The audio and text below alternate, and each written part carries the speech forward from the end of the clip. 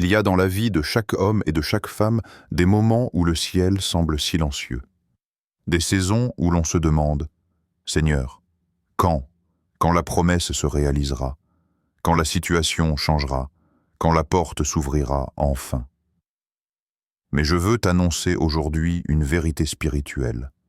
Dieu a marqué des jours précis pour ta percée. Rien n'est laissé au hasard. Il y a un calendrier céleste, une horloge divine qui régit ta destinée. Ce que tu vis aujourd'hui n'est pas une perte de temps. C'est une préparation pour le moment exact que Dieu a fixé avant même ta naissance. Avant que tu sois formé dans le ventre de ta mère, Dieu avait déjà écrit ton histoire. Il savait quand tu allais pleurer, quand tu allais tomber, mais surtout quand tu allais te relever. Il a marqué le jour de ta restauration, le jour de ton élévation, le jour où ton nom sera rappelé pour la faveur, pour la bénédiction, pour la gloire. Et quand ce jour arrivera, tout changera d'un instant à l'autre. Ce que tu attendais depuis des années se manifestera en un moment. La fatigue, les larmes, les combats, tout prendra un sens. Ne crois pas que Dieu t'a oublié. Même dans le silence, il travaille. Même dans l'attente, il agit. Ton dossier est encore sur sa table. Tes prières ne sont pas perdues dans le vent. Elles sont archivées dans les cieux, attendant simplement le jour marqué. Et ce jour, mon frère, ma sœur, approche. Ce message est une confirmation que le ciel s'apprête à bouger en ta faveur. Prépare ton cœur, car ce que Dieu a planifié pour toi va bouleverser tout ce que tu pensais savoir. Dieu a marqué des jours pour ta percée. Et quand ce jour sonnera, rien ni personne ne pourra l'empêcher. Le constat, l'attente, le silence et la frustration. Il y a des saisons dans la vie où tout semble arrêté. Tu pries, tu crois, tu espères, mais rien ne bouge. Tu vois les autres avancer, recevoir, célébrer, pendant que toi tu restes dans le même lieu, face aux mêmes montagnes, aux mêmes portes fermées. C'est une période que beaucoup appellent le désert, mais que Dieu appelle la salle d'attente de la promesse. C'est dans ces moments que le silence de Dieu devient le plus difficile à supporter. Tu t'attendais à une réponse rapide, à un signe clair, à un miracle visible. Mais à la place, tu n'entends que le bruit de tes propres pensées et les murmures du doute. Et si Dieu m'avait oublié? Et si ce que j'ai cru n'était qu'une illusion? Tu te demandes pourquoi les choses n'arrivent pas, pourquoi tes efforts semblent vains, pourquoi la prophétie tarde à se manifester. Tu n'es pas seul. Tous ceux que Dieu a choisis sont passés par cette vallée d'attente. Abraham a attendu des années avant de voir Isaac. Joseph a connu les chaînes avant le palais. David a été oint roi, mais il a dû fuir dans les cavernes avant d'être couronné. La promesse attire toujours une période d'épreuve. Et cette période a un but. Elle prépare ton caractère à la gloire qui vient. Mais soyons honnêtes, l'attente use. Le silence épuise.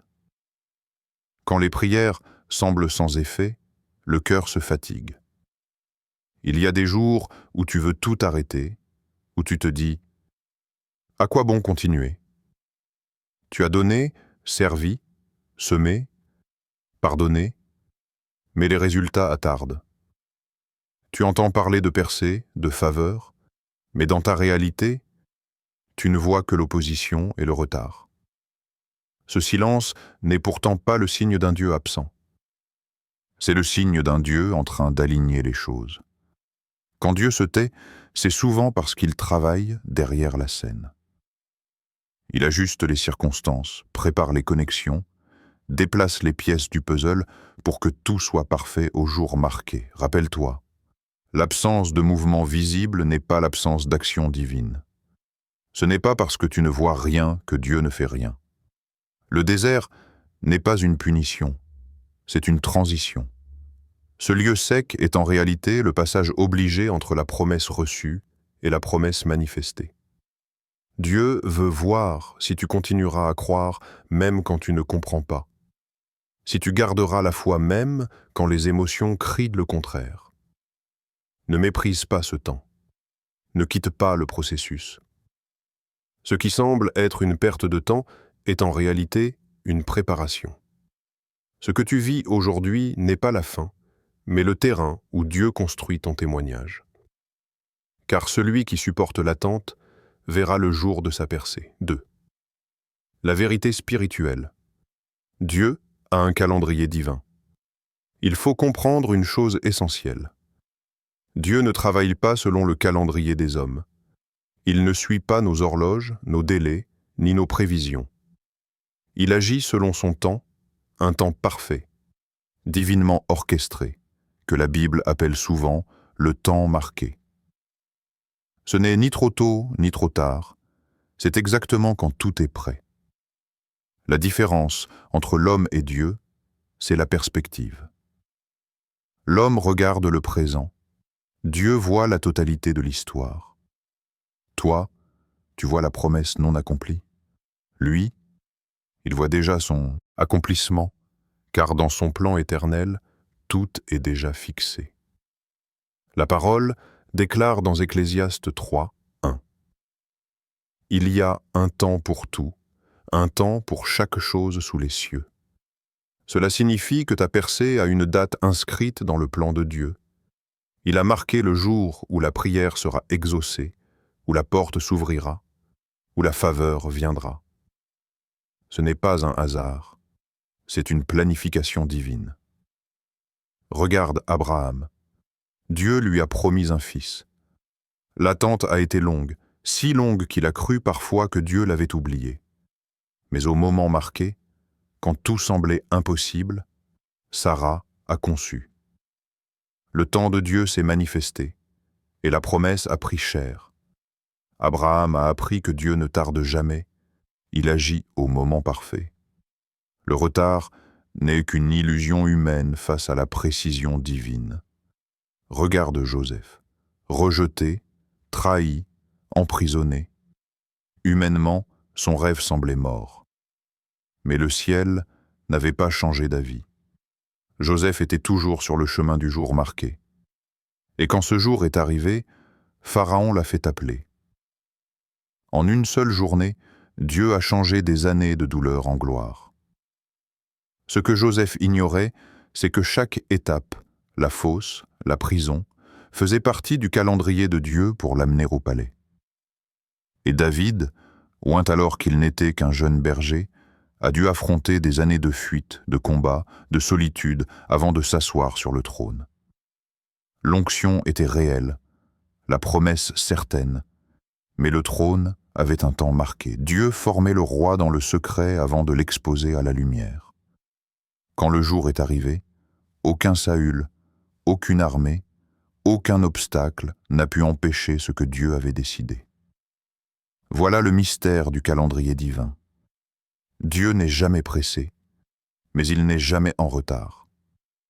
Tant que tu restes fidèle, tant que tu gardes la foi, le jour de ta percée finira par arriver. Ce n'est pas toi qui dois courir après le temps, c'est le temps qui viendra te trouver. Quand Dieu dit « maintenant », aucune force ne peut retarder ce « oui céleste ». Mais voici la clé. Il faut apprendre à faire confiance au processus. Quand rien ne semble bouger, rappelle-toi que Dieu est en train d'ajuster les pièces invisibles de ton destin. Il parle à des gens que tu ne connais pas encore. Il prépare des opportunités que tu ne soupçonnes pas.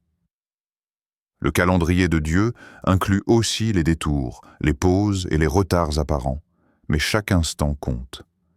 Ce que tu appelles perte de temps est souvent un temps de Dieu pour te fortifier. Alors, arrête de te comparer. Ne dis pas « les autres avancent et moi je stagne ». Non, tu n'es pas en retard. Tu es simplement en formation pour ton moment. Ton jour reviendra. Et quand ce jour arrivera, tout ce que tu as perdu sera restauré, multiplié, glorifié. Dieu a un calendrier et ton nom y figure. Le ciel n'a pas oublié la date de ta percée. Elle les est fixée scellée, et quand elle sonnera, aucune puissance ne pourra la bloquer. Troisième, les signes que votre jour approche. Avant chaque grande percée, le ciel envoie des signes. Rien n'arrive sans avertissement divin. Dieu, dans sa fidélité, prépare toujours le cœur de ses enfants avant de libérer une nouvelle saison. Si tu ouvres les yeux spirituels, tu verras que certains événements récents dans ta vie ne sont pas des hasards, ils sont les symptômes d'un changement céleste. Le premier signe que ton jour approche, c'est l'intensité des combats. Juste avant la naissance, les douleurs augmentent. Ce principe spirituel est réel. Plus la percée est proche, plus les attaques se multiplient. L'ennemi sent que quelque chose est sur le point d'éclater. Alors il essaie de t'épuiser, de te décourager, de te faire abandonner juste avant la victoire. Quand les épreuves deviennent soudainement plus dures, ce n'est pas la preuve que Dieu t'a laissée. C'est souvent la preuve que le ciel est sur le point de bouger. Le deuxième signe, c'est le silence de Dieu. Tu pries, mais tu n'entends plus rien. Tu cherches, mais tu ne ressens plus la même présence. C'est comme si le ciel s'était fermé. Ce silence n'est pas un rejet, c'est une transition. Dieu se tait souvent avant de faire quelque chose de grand. Souviens-toi, avant que Jésus ressuscite, il y a eu 3 jours de silence dans le tombeau. Le silence ne veut pas dire que Dieu est absent, mais qu'il est en train d'agir dans le secret. Le troisième signe, c'est le changement intérieur. Tu sens une agitation, une fatigue spirituelle vis-à-vis de ce qui t'entoure.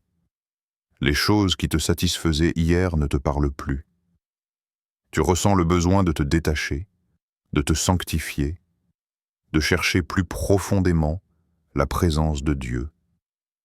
C'est le Saint-Esprit qui prépare ton cœur à la nouvelle saison. Il t'arrache de l'ancien pour te repositionner dans le nouveau.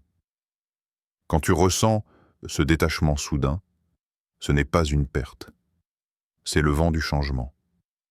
Le quatrième signe, c'est l'apparition de confirmation.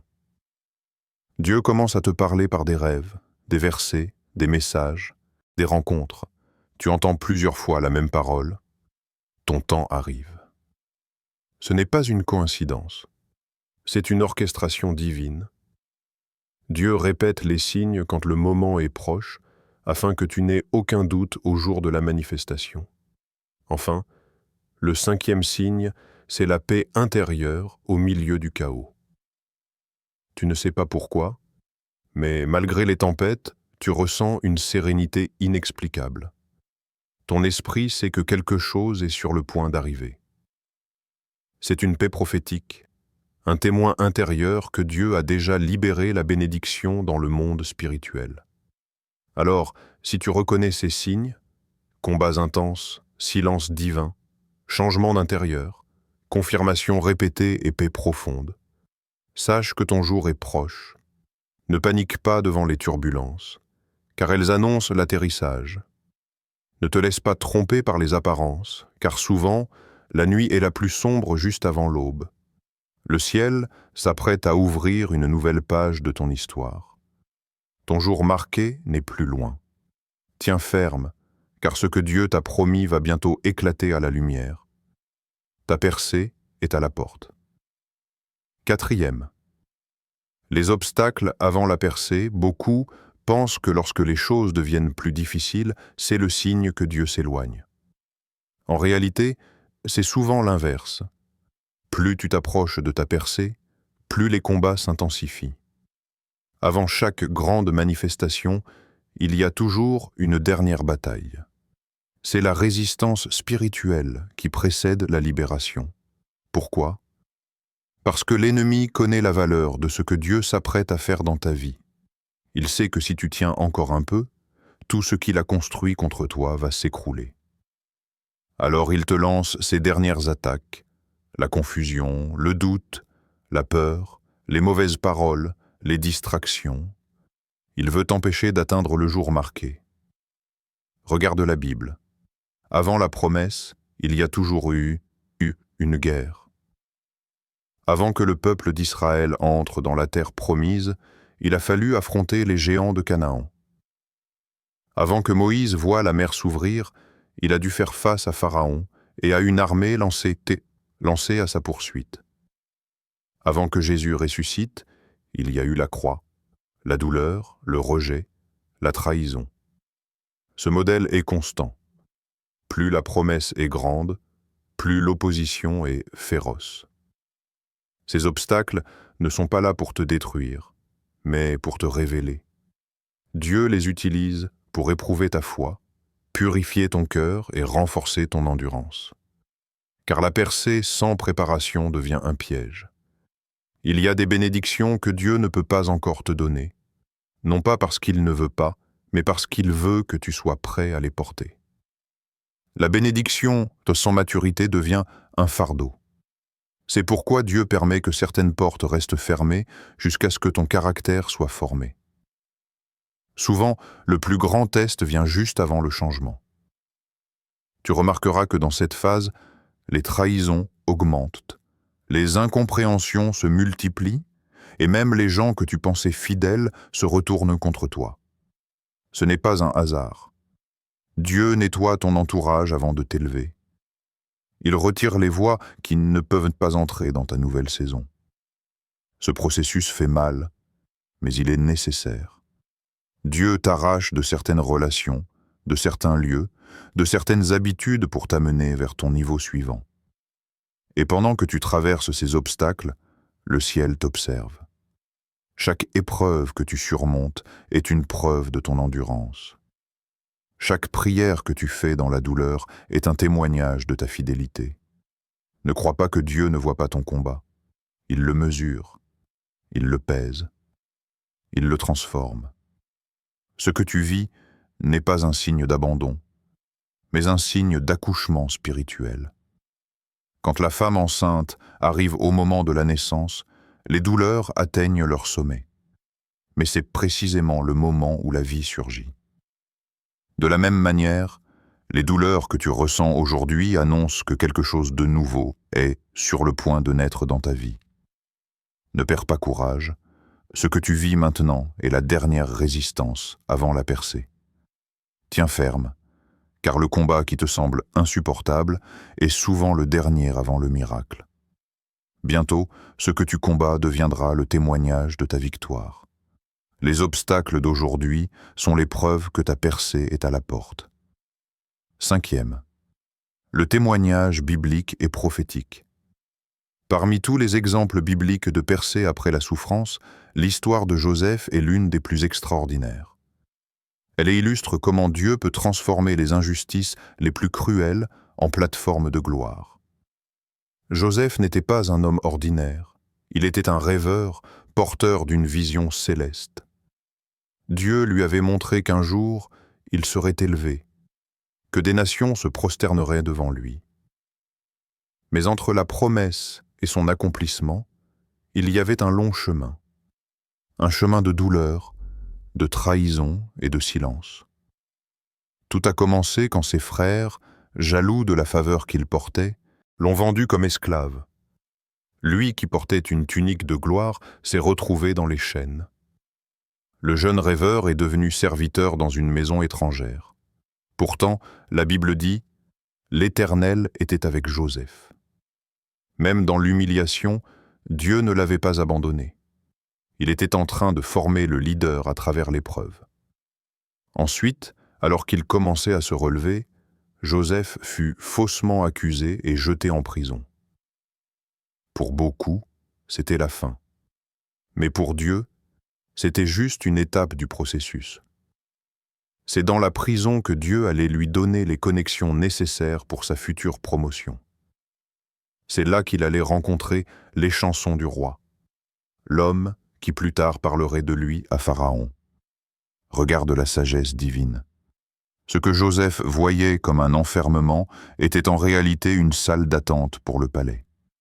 Pendant 13 longues années, il n'a vu ni accomplissement, ni récompense, ni justice. Et pourtant, le ciel n'avait pas changé d'avis. Puis un jour, sans avertissement, le jour marqué est arrivé. Pharaon eut un songe troublant. Aucune sagesse humaine ne pouvait l'interpréter. Et soudain, le souvenir de Joseph fut réveillé. En une journée, Dieu l'a sorti de la prison pour le placer sur le trône. Ce que des années de souffrance n'avaient pas pu faire, un seul décret divin l'a accompli. Ce n'est pas l'homme qui a fait remonter Joseph, c'est Dieu qui a ouvert le calendrier céleste et a dit « Aujourd'hui, c'est le jour de son élévation ». Et quand Dieu décide d'élever quelqu'un, aucune puissance, aucune trahison, aucune injustice ne peut bloquer cette élévation. Joseph a compris que le plan de Dieu ne peut pas être annulé par la méchanceté des hommes. Ce que ses frères avaient voulu utiliser pour le détruire, Dieu l'a transformé en tremplin. Il leur a dit un jour « Vous aviez médité de me faire du mal, mais Dieu l'a changé en bien. » Genèse 50-20. Voilà la puissance du Dieu des percées. Il prend la douleur et en fait une plateforme. Il prend la trahison et en fait une promotion. Et cette histoire n'est pas qu'un souvenir biblique, elle est une prophétie pour toi aujourd'hui. Tu peux être dans ta propre prison, celle du rejet, du retard, du manque, de l'incompréhension. Mais le ciel te dit, ton jour est marqué. Tu n'as pas été oublié. Tu n'es pas hors du plan. Dieu prépare ton appel, ta place, ta saison. Quand le moment arrivera, il va se souvenir de toi. Des gens vont parler de toi en haut lieu. Des opportunités que tu n'attendais plus vont frapper à ta porte. Et ce que tu as vécu dans l'ombre deviendra le témoignage de ta lumière. Ne méprise pas ton parcours. Chaque larme, chaque trahison, chaque nuit d'injustice était une école divine. Si Joseph n'avait pas connu la fosse, il n'aurait pas connu le palais. De la même manière, ta douleur d'aujourd'hui sera la preuve de ta promotion demain. Car le Dieu de Joseph est encore le même. Il marque des jours pour ses enfants, et quand ton jour sonnera, personne ne pourra fermer la porte que Dieu ouvrira. 6. L'attitude à adopter pendant l'attente. L'attente est le test le plus difficile de la foi. Elle met à nu nos motivations, nos limites et notre confiance réelle en Dieu. Beaucoup abandonnent non pas parce qu'ils ne croient plus à la promesse, mais parce qu'ils se lassent du processus. Pourtant, c'est précisément pendant l'attente que Dieu façonne les vainqueurs. Tu ne peux pas choisir la durée du désert, mais tu peux choisir ton attitude pendant ce désert. Et c'est cette attitude qui déterminera si tu sortiras victorieux ou amer. La première attitude à adopter, c'est la patience. La patience n'est pas la passivité. Ce n'est pas croiser les bras en attendant que le ciel agisse. C'est la capacité de rester stable, confiant et obéissant. Même quand tu ne comprends rien. Job a dit « Même s'il me tue, je continuerai d'espérer en lui. » Job 13:15. La patience spirituelle, c'est croire que Dieu reste fidèle, même quand rien ne le prouve. Dieu ne récompense pas la vitesse, mais la constance. Celui qui sait attendre en paix porte des fruits que les impatients ne connaîtront jamais. La deuxième attitude, c'est la foi. L'attente sans foi devient torture. Mais quand tu gardes la foi, chaque jour devient une opportunité de voir la main de Dieu agir. La foi, c'est dire « Je ne vois pas encore, mais je crois déjà ». Rappelle-toi d'Abraham. Il a espéré contre toute espérance. Sa foi a transformé son attente en promesse accomplie. Ta foi doit être plus forte que le retard, plus ferme que les circonstances. Crois même quand tout semble mort, car Dieu a le pouvoir de ressusciter ce qui paraît fini. La troisième attitude, c'est la prière. Ne laisse pas le silence t'éteindre. Continue de prier, même quand tu ne ressens rien. Continue d'élever ta voix, même quand les réponses tardent. Chaque prière est une semence dans le monde spirituel. La Bible dit « La prière du juste a une grande efficacité. Jacques 5, verset 16. Ce que tu déclares aujourd'hui, Dieu le met de côté pour le jour de ton exaucement. La prière te garde connecté, lucide et spirituellement prêt pour le moment où Dieu dira « c'est maintenant ». La quatrième attitude, c'est la persévérance. Le diable n'a pas peur des croyants qui commencent, mais de ceux qui tiennent jusqu'au bout. Persévère quand les autres abandonnent. Continue quand tu n'as plus de force. Avance même si c'est en larmes, car chaque pas dans la foi te rapproche du jour marqué. Ne laisse pas les retards te voler la vision. Ce que Dieu t'a montré n'était pas une illusion, c'était une promesse. Et si Dieu t'a fait voir la chose, c'est qu'il a déjà prévu de la manifester. Enfin, garde une attitude de gratitude. Rends grâce pour ce que Dieu fait, même si ce n'est pas encore ce que tu veux. La reconnaissance attire la faveur. Souvent, Dieu accélère les percées de ceux qui savent le louer dans la vallée. Ne dis pas « quand je serai béni, je le remercierai ». Dis plutôt « je le remercie parce qu'il est déjà en train de me bénir ». C'est cette attitude qui transforme l'attente en adoration et l'épreuve en témoignage. Alors, pendant que tu attends, ne t'éteins pas. Continue de prier, d'espérer, de servir, de croire. Le Dieu qui a commencé une œuvre en toi l'amènera à son accomplissement. Chaque jour d'attente t'approche un peu plus du jour marqué. Et quand ce jour viendra, tu comprendras que l'attente n'était pas un retard. C'était une préparation. 7. La révélation. Le jour marqué arrive. Le Saint-Esprit te dit aujourd'hui, ton jour arrive. Tu n'attends pas en vain. Les saisons de douleur, les années de silence, les nuits de prière et de larmes, tout cela n'était pas une perte, mais une préparation. Dieu t'a observé dans le secret, et maintenant le ciel s'apprête à agir soudainement. Tu es à la frontière de ton changement. Le jour que Dieu a marqué avant la fondation du monde est-il sur le point de se lever sur ta vie. Il y a des jours qui ne ressemblent à aucun autre, des jours où le ciel décide de se souvenir, des jours où Dieu dit « assez » et tout bascule. C'est ce type de jour qui s'approche pour toi. Tu as pleuré longtemps, tu as cru malgré tout, et maintenant le Dieu des accomplissements vient te visiter. Ce que tu n'as pas pu obtenir par la force, tu le recevras par grâce. Ce que tu as cherché pendant des années, Dieu le fera en un instant. La Bible dit « Soudain, il se fit un bruit venant du ciel. » Acte 2. C'est ainsi que Dieu agit, soudainement. Un appel, une rencontre, une parole, une opportunité, et tout change. Joseph s'était sorti de la prison en un jour. Esther est passée de simple femme à reine en une nuit. Et toi aussi, tu vas entrer dans ton soudainement divin. Dieu va bouleverser les lois naturelles pour manifester son plan. Les portes que tu n'arrivais pas à ouvrir vont s'ouvrir d'elles-mêmes. Les voix qui t'avaient oublié vont se souvenir de toi. Là où tu avais été rejeté, tu seras recherché. Prépare ton cœur, car le jour marqué est déjà libéré. Le ciel a parlé, la faveur est en route. Ce que Dieu t'avait promis va maintenant se manifester. Et quand ce jour se lèvera, personne ne pourra le retarder, ni le contester. Ce sera clair pour tous. Dieu t'avait mis à part pour ce temps. Ton jour arrive. Tiens-toi prêt. Car Dieu va agir soudainement, et cela changera tout.